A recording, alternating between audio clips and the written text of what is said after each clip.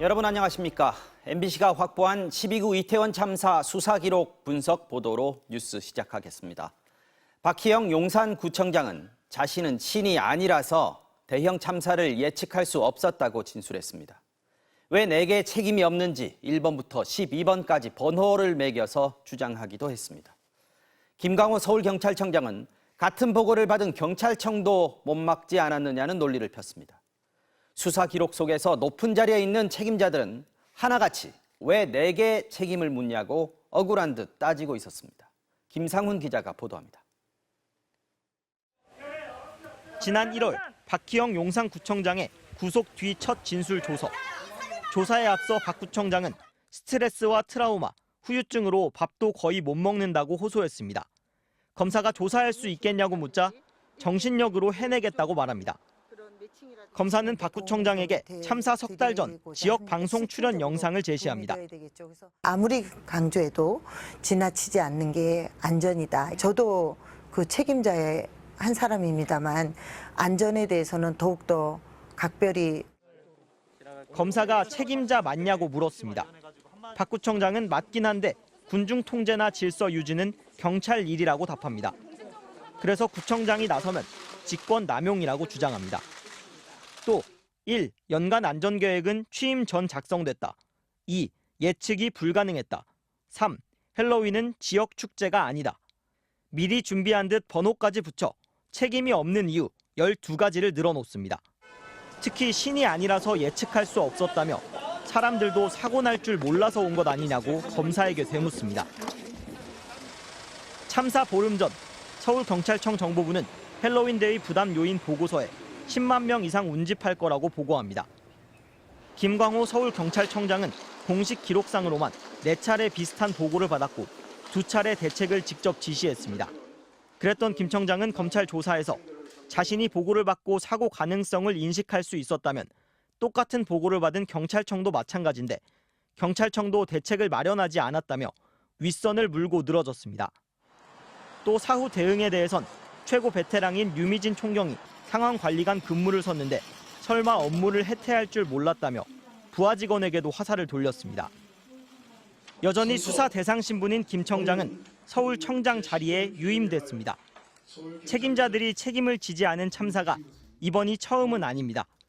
MBC가 수사 기록 분석에 대해 조언을 구했던 세월호 참사 조사위원은 원인을 밝혀낼 골든타임은 지난 것 같다고 아쉬워했습니다.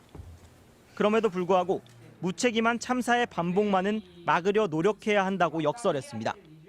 사회가 가져야 되는 질문은 구청도 그렇고 경찰도 그렇고 전혀 주의를 기울이지 않은 상황이 다 드러났는데 어떻게 하면 이걸 그렇게 바꿀 수 있을 것인가를 봐야 되죠.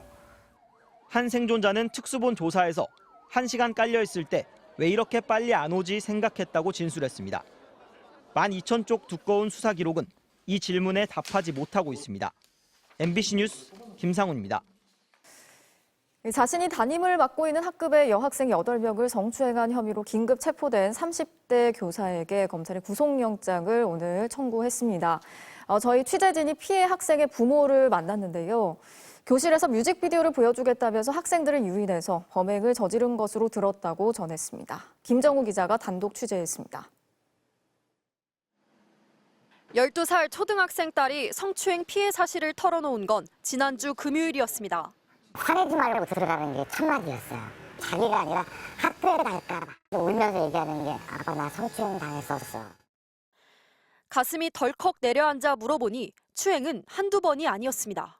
가수 뮤직비디오 틀어줄게 해서 이제 끌어모았다 그러면 뒤에서 이제 만진다던가 허벅지라든지 그다음에 옷 위에 있는 성기 부분을 만진다든지.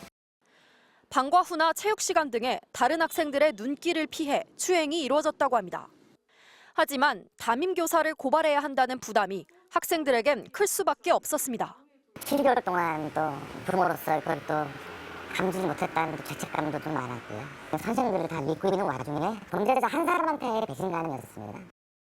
각자 당한 피해를 쉬쉬해오던 학생들은 성추행을 봤다는 얘기가 돌면서 고민을 털어놓기 시작했습니다. 피해 학생끼리 나눈 SNS 대화에는 실수라고 하면 어떡하냐, 선생님이 우리한테 실망이라고 할 것 같다고 하며 망설이는 내용도 담겼습니다. 그렇게 해서 수면 위로 드러난 피해자는 같은 반 여학생 8명. 이들은 이번 주 초 학교에 이를 알렸고 해당 교사는 그제 경찰에 체포됐습니다. 5년 전 교원으로 임용된 30대 피의자는 경기도의 다른 초등학교를 거쳐 작년에 현 근무지로 발령됐습니다. 그동안 수사기관이나 교육당국에 접수된 다른 피해 신고는 없는 걸로 파악됐습니다. 다만 이전 학급에서는 애정 표현이 과한 선생님으로 알려져 있었습니다. 교육청은 해당 교사를 직위해제하고 추가 피해 사실이 있는지 전수조사를 진행 중이라고 밝혔습니다. 경찰 조사에서 범행을 시인한 이 교사는 내일 영장실질심사를 거쳐 구속 여부가 결정됩니다. MBC 뉴스 김정우입니다.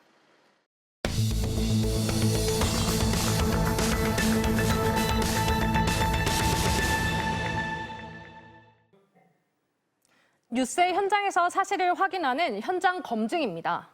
성범죄로 유죄 판결을 받은 사람은 판사의 명령에 따라 신상정보가 여성가족부 웹사이트와 앱에 공개되죠. 이름과 나이뿐 아니라 신체 정보, 범죄 이력까지 8가지 개인정보를 누구든지 열람할 수 있습니다. 지역별로도 검색이 가능합니다. 성범죄에 대한 경각심을 높이고 재범을 억제하기 위해 도입된 지 10년이 훌쩍 지났는데요. 이런 정보들 과연 쓸모있게 관리되는지 현장에서 확인해 봤습니다. 서울 영등포역 뒤편의 허름한 여관. 강제추행 전과에다 성폭행으로 징역 3년 6개월을 복역한 50살 남성 최모 씨의 주소지입니다. 그런데 종적을 감춘 지 오래라고 합니다. 침을 그대로 놔놓고 가갖고 1년이 넘었어. 작년에 아마 2월달쯤. 수북이 쌓인 우편물 가운데 행방을 짐작할 수 있는 건 지난 여름 날아온 법무부의 통지서뿐입니다. 사기죄 벌금을 제때 내지 않아 하루 10만 원의 노역에 처해졌다고 적혀 있습니다. 경찰은 최 씨가 지난 21일 거주지 변경을 신고했다지만 신상정보 앱엔 지금도 예전 여관 주소가 적혀 있습니다. 11년 전 30대 여성 2명을 잇따라 성폭행해 징역 5년을 살고 나온 46살 남성 한모 씨. 여가부 등록 시스템에 따르면 한 씨는 이곳 상가 건물에 살고 있어야 합니다. MBC 취재가 시작되자 경찰은 오늘 현장을 방문해 한 씨의 거주를 확인했다고 밝혔습니다. 그러나 한때 숙박업소였다가 지금은 마사지업소로 바뀐 이곳에서 그를 봤던 사람은 없습니다. 왔다 갔다 하면서 살았었대요. 남성 휴게실로 간판이 있었는데 쫓겨냈죠. 왜냐면 상관없는 거니까. 신상정보 등록 대상 성범죄자의 거주지 관리는 관할 경찰서의 일입니다. 실제 살고 있는지 방문 면담을 통해 확인하지만 턱없이 부족한 인력이 문제입니다. 전체 대상자는 10만 6,900명에 달하는데 일선의 여성 청소년과 경찰관 1명당 32명씩 맡고 있습니다. 수도권 지역의 한 경찰 간부는 방문 면담이 원칙이지만 보통 전화상으로 확인하고 실제 찾아가는 경우는 일부에 불과하다고 털어놓았습니다. 겨우 시간을 내서 현장을 찾아도 대상자가 응하지 않으면 그만입니다.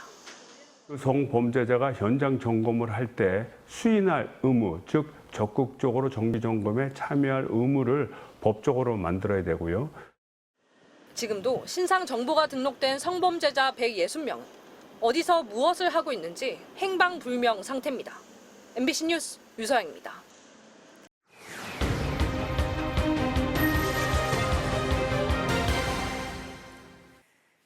현대자동차의 전기차죠. 아이오닉 6에서 누수 현상이 발생한다는 제보가 들어왔습니다. 비가 오면 차 내부에 있는 에어컨 필터가 빗물에 젖고 부품들이 부식이 된다는 건데 현대차 측은 결함이 아니라면서 보상이나 교환, 추가 수리도 해줄 수 없다는 입장입니다. 제보는 MBC 김은초 기자가 취재했습니다. 지난해 현대자동차가 출시한 전기차 아이오닉 6입니다. 방금 세차를 마친 차량에서 에어컨 필터를 꺼내봤습니다. 곳곳에 거품이 묻어있고 일부는 흠뻑 젖어 있습니다. 거품과 물이 차량 바깥에서 유입된 겁니다. 1년 전 공식 대리점에서 이 차량을 구입한 30대 운전자는 지난 여름 폭우 때 누수 현상을 처음 발견했습니다. 우천시에는 매회 이렇다고 보시면 되고요. 맡기 어려운 정도로 좀 쉰내가 좀 심하게 나요. 심하게 나서 결국에는 이제 필터를 교환을 어쩔 수 없이 해야 되는 상황이에요. 이후에도 비가 내리면 에어컨 필터는 젖었고 송풍기 부품들도 부식됐습니다. 제조사 서비스 센터를 찾아가 세 차례 수리를 받았지만 누수 현상은 해결되지 않았습니다. 차량 소유주가 보상 또는 교환을 요구하자 현대차 측은 결함이 아니라면서 추가 수리도 해줄 수 없다고 거절했습니다. 현대차는 비가 내릴 때 에어컨이나 히터를 강하게 작동하면 외부 공기와 함께 빗물이 유입될 수 있다고 설명했습니다. 그러면서 아이오닉 6 모든 차량이 같은 방식으로 설계됐다고 말합니다. 모든 아이오닉 6가 다 이런 거기 때문에 이 부분은 하자는 아닙니다. 하자는 아니고. 그럼 뭐예요? 부족함이죠, 부족함. 전문가들은 소비자가 냉난방 장치를 강하게 작동해 물이 들어왔다는 현대차의 설명은 납득하기 힘들다면서 이 또한 누수 현상인 만큼 하자로 인정해야 한다고 지적합니다. 그 말이 안 되는 거죠. 그 외기 내기에 관계가 없어요. 그래서 에어컨 필터 쪽으로 물이 들어와서 그 부분에 이 부품을 부식을 시킨다든지 실내 공기질이 나빠질 수밖에 없기 때문에 그거 자체가 하자인 거예요. 차량 소유주는 결국 구입 1년 안에 2만 킬로미터 이내 주행한 차량을 반복 수리한 기록을 바탕으로 국토교통부에 교환 환불 중재를 신청했습니다. 이런 중재가 가능하도록 한 한국형 레몬법은 시행 5년째를 맞았지만 교환 환불 판정은 15건에 불과합니다. MBC 뉴스 김은초입니다.